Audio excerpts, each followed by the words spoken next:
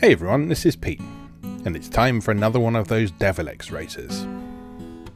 This time, we're crossing the pond to the United States as we take a look at USA Racer from 2001. This was a cross-generational release on console, available on both PlayStation and PlayStation 2, as well as Windows PC. Though like the previous games in the series we've looked at, the DRM used on the PC version won't work on Windows Vista and beyond. We'll be exploring the PlayStation 2 version today. The setup to USA Racer, or US Racer as its intro video has it, is pretty similar to the other Davilex races. There's an illegal street racing syndicate and you're involved. The cops don't like you much, but you don't care, because you're a badass street racer with a shiny car and a thirst for crashing into early 2000s physics objects.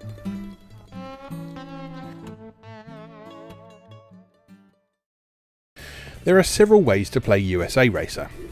In single player, you can run a single race on any of the tracks you've unlocked and customise the event to a certain degree by changing the number of laps, overall difficulty, and whether or not you have to deal with damage and police intervention. There's also a time trial mode which again allows you to compete on any of the tracks you've unlocked. There's a two-player mode this time around too, allowing players to simply race against one another or indulge in some cop versus racer fun. On PlayStation 2, this is split screen. On the PC version, it can be played over a network. The PlayStation version, meanwhile, omits the two-player mode altogether. The meat of the USA Racer experience is the single-player tournament mode. Here, you pick a character and their corresponding car, and attempt to come out on top in 3 different tournaments. Naturally, I went for sexy movie star Holly and her sporty convertible, not sure what to expect from her vehicle being described as pro-level. Your first challenge is the Park Trial, which features 3 races set in national parks around the United States. USA Racer informs you up front that it's not necessary to actually win the tournament in order to progress. You simply need to score enough points by the time all rounds are concluded. Usually, this works out to around half the points that are available, meaning that it's not necessary to win every race. The first round of the Park Trial takes you to Yellowstone National Park for the benefit and enjoyment of the people. Right away, you may well notice a discrepancy from the intro sequence, which said there would be 6 races participating. In fact, in the PlayStation 2 version, there were only 4 races in each race, including you. The PC version includes the full 6 races, but much like the PlayStation ports of London Racer and Europe Racer, both console ports of USA Racer feature this smaller field of opponents. Once the race begins, you'll quickly have to familiarise yourself with your vehicle, and to the game's credit, each of the vehicles do handle noticeably differently from one another.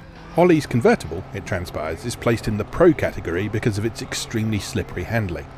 It takes a bit of getting used to, particularly when coming from the very simple driving model of Europe Racer, and I wouldn't be surprised to hear if some players who picked Holly for their first playthrough found themselves bouncing hard off the game at this point.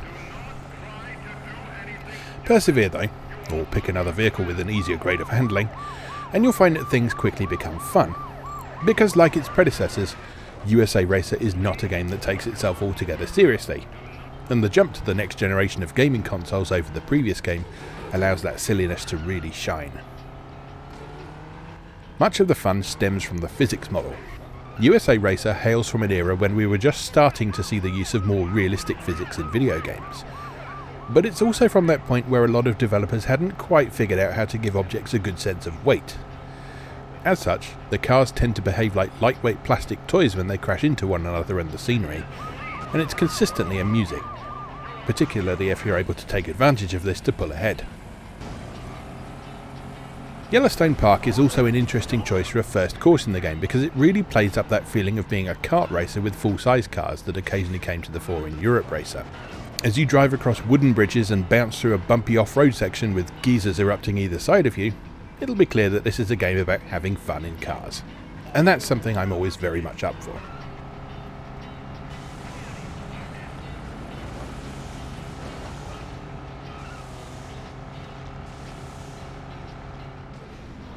The second round of the Park Trial takes us to Yosemite, which provides a nicely different feel as you speed past little cabins and into the forest. It's a nice looking course, and a good example of USA Racer's varied tracks. The game opening with exclusively natural settings rather than the urban courses of its predecessors is a good way to set itself apart, and the Yosemite course is probably the highlight of this, even if the absurd physics of the game tend to ruin the tranquility of the surroundings somewhat. One thing that you may notice in USA Racer is that the sense of speed is not altogether convincing when you look at the speedometer. This wasn't an unusual problem in racing games at the time, and honestly it doesn't really matter in gameplay terms. It's just amusing to see the game claiming that you're going 150 miles an hour when it feels more like 40 or 50 tops. This isn't really a complaint either. If the game went too fast, it would be hard to control, and with the slippery handling of some of the more challenging cars such as Holly's convertible, it would have been frustrating. More frustrating, that is, because the game's certainly not free of teeth-gnashing moments. A lot of this stems from your opponents and the police, who are extremely aggressive and have absolutely no qualms in spinning you around and knocking you well off course. In contrast to the rather polite police of London Racer and the completely ineffective coppers of Europe Racer, the law enforcement agents of USA Racer mean serious business. And they're not interested in making you pull over, they want you wrecked. The implementation of the police in USA Racer makes a lot of sense when you consider their true purpose: to provide additional resistance beyond that which your opponents provide, even when you're in first place. That means even if you're well ahead of the pack, you'll still never truly be safe, because the police are always waiting. And rather enjoyably, the same is true for your opponents too. The police are just as keen to take them down as they are you. And it works. Each race feels like a fight to the finish for its entire duration, and the results can often be unpredictable. This means that races in USA Racer are rarely boring. Sure, sometimes they can be annoying if you find that you're the one getting knocked off course just ahead of the finish line, but they're always interesting.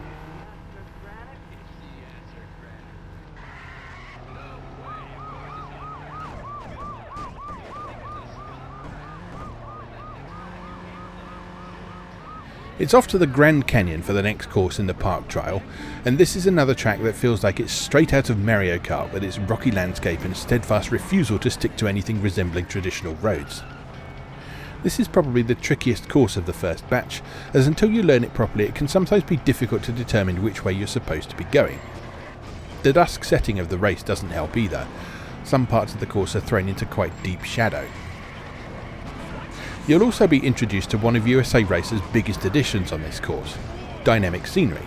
In this case, huge rolling boulders that make the ascent back up to the finish line on your first lap rather more interesting than it might otherwise be. While this personally isn't my favourite of the three park courses, mainly due to the large number of opportunities to come a cropper at the hands of aggressive opponents or police, it's another good example of how varied USA Racer's track designs are. Davilex have really stepped their game up with this title, to such a degree that I'm a lot less hesitant recommending USA Racer to folks than I am for London Racer and Europe Racer.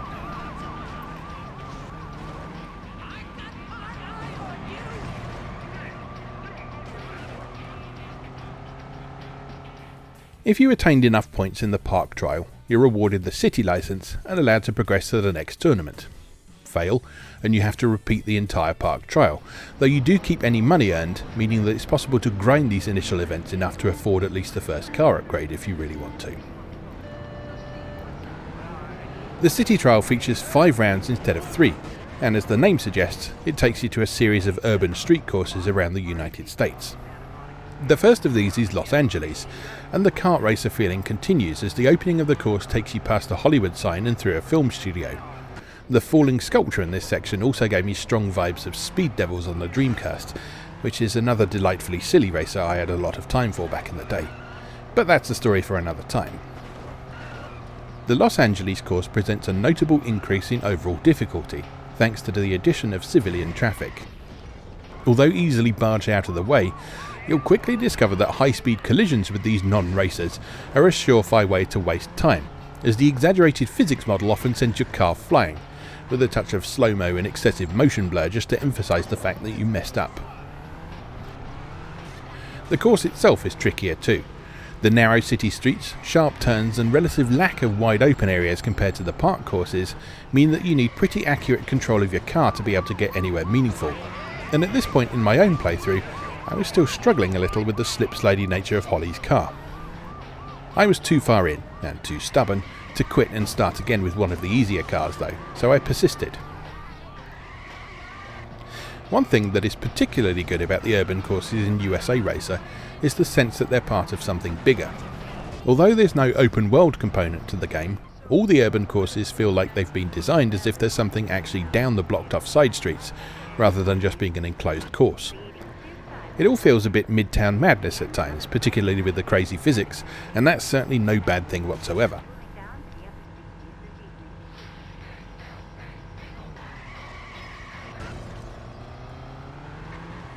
Sometime around this point you'll probably have accrued enough winnings to buy the first of 3 upgrades for your car, which will improve several aspects of its performance. In a rather nice touch, each upgrade also has a visual impact on your vehicle too. In the case of Holly's car, for example, it gains a new spoiler on the back and a muscle car style bonnet with a large engine vent on the front. It's off to Chicago for the next city course, and once again USA Racer does a good job of making each course feel distinct.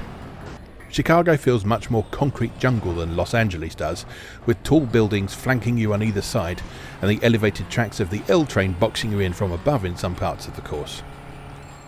There's a fun stunt where you leap over a half-open bridge, and even a couple of sections where you can take alternative routes. These are often helpfully signposted with collectible icons, making it worthwhile to try different paths, even if they're not really shortcuts as such.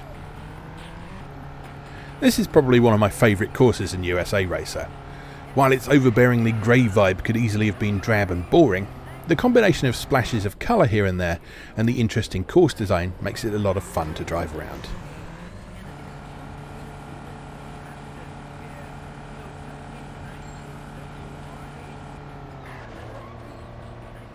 Next we head to Houston, another fun track with lots to see. Though its narrow streets that comprise the majority of the course make it quite likely that you'll find yourself in hilarious physics-based accidents with the other racers and civilian traffic pretty much from the outset. The freeway section of the course is prone to this to a particularly absurd degree for some reason. One thing that you may notice as you play USA Racer is that rather than the generic music of the previous games, each track now has its own radio station. This is little more than a couple of fake DJ sections and 1 or 2 tracks of music, but it's a nice touch that is another way in which each course is made to feel distinct. Plus, the default volume mix means that it's never obtrusive, and I'm not sure whether this is a deliberate stylistic choice or a technical decision that stems from squeezing the game onto CD rather than DVD, but the noticeably low bitrate of the audio actually works wonders at making it sound like it's coming through a crappy FM car radio rather than being crisp, clear CD audio.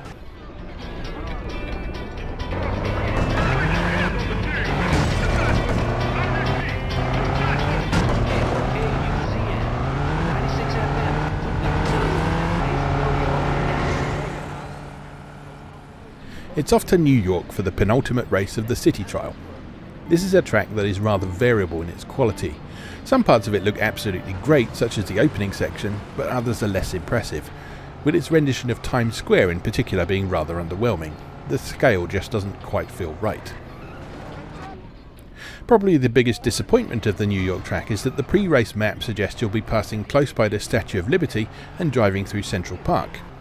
In reality, Lady Liberty is a trackside detail towards the start of each lap that is easily missed, and Central Park's entire representation is a line of trees on the other side of a wall on one street you race down. On the whole, it's not a bad course, it's just not one of my personal favourites.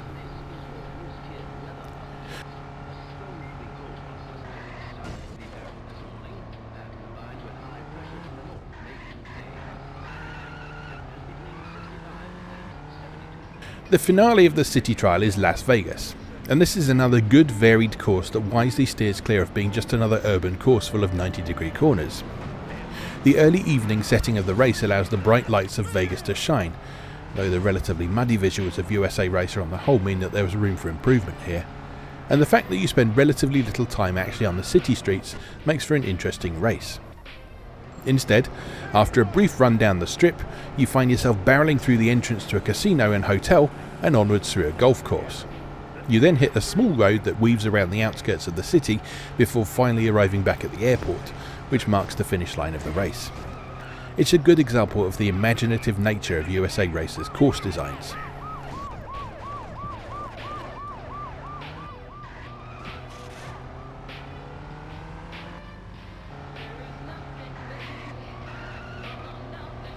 Once you clear the city trial with a satisfactory score, which I must confess took me 2 attempts, getting that second car upgrade made things a tad easier, you'll move on to USA Racer's final challenge, the US Race.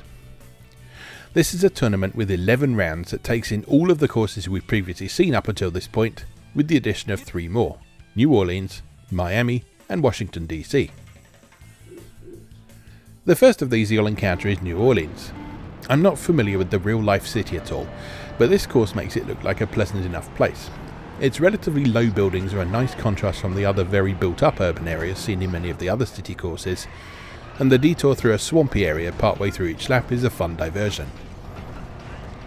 There's also a few opportunities for stunts and alternative routes throughout the New Orleans course, making it overall one of the stronger courses in USA Racer's lineup.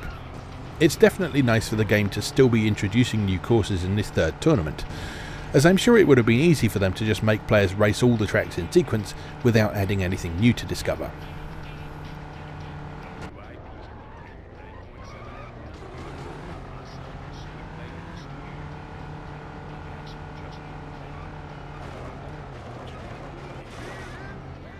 The Miami course comes a little later in the US Race tournament, and it might just be my favourite track in USA Racer. The blue skies, the pastel trim on the buildings, the humpback bridges and the airtime you can get from them, it's just a super fun track to race around, and one that feels like a nice reward for your hard work getting this far. To a certain extent, this course, alongside the Las Vegas track, highlights how USA Racer's visuals could have perhaps benefited from bumping up the colour saturation a bit, as Miami in particular feels like a course that could have really done with looking even more vibrant than it does. Not necessarily to the extent of Sega Blue Skies, nor am I saying that its overall look is bad, but this could have been a good opportunity to bump up how colourful the game as a whole feels.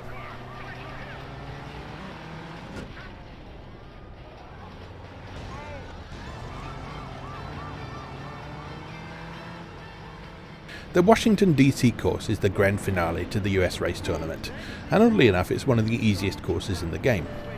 The majority of it is made up of very wide streets, with plenty of room to get around corners, making it fairly straightforward to get out in front of the pack, particularly if you have upgraded your car for the third and final time, and to stay out of the way of civilian traffic. There are plenty of recognisable landmarks around the course, and it's fun to drive around. It's just a little surprising that one of the least challenging courses in the game is your final challenge. Although in some respects it's also understandable. By the time you reach this point in the tournament, you likely already know if you have enough points and if you're going to win, so the finale may as well be something you can just enjoy without having to concentrate too hard. If you clear the US race, which requires you to not only attain enough points but also rank first in the tournament, you actually get a short reward sequence, which is much more than can be said for both London Racer and Europe Racer. Not only that, but you get a prize too.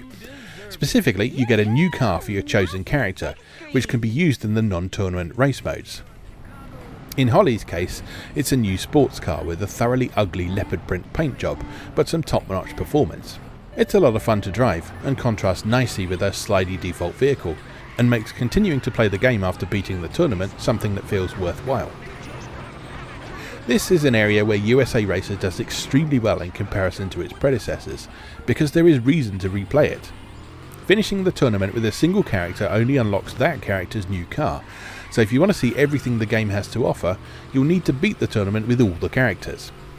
And with each character's car having a notably different feel from the others, this is far from a case of simply going through the motions and grinding your way to success.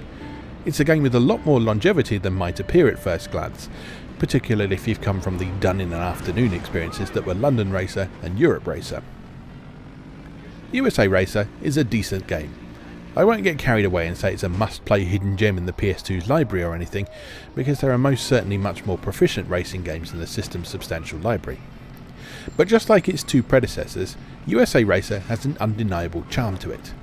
This time around, said charm comes less from a janky technical side, although those early 2000s physics are endlessly amusing, and more just from its seemingly earnest desire to give the player a good time.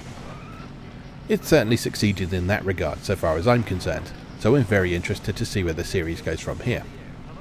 And so, it just remains for me to say, as always, thank you very much for watching, and I'll see you again next time.